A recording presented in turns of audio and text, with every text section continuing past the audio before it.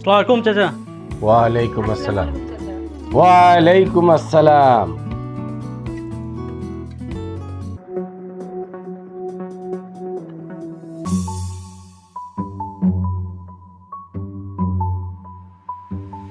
কিরে, দেরি করলি কেন?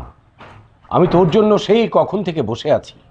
আড়তে যেতে হবে, আর তাছাড়া ওই পুকুরগুলো নিয়ে রহমান মিয়ার সাথে বোঝাপড়া করতে হবে। চাচা শরীরটা খারাপ ছিল তাই দেরি হয়েছে। তোর শরীর তো 12 মাসই খারাপ থাকে। আর দুলা ভাই, আপনিও পেয়েছেন একটা কাজের লোক। কথা বাড়িয়ে লাভ নাই, চল যাই।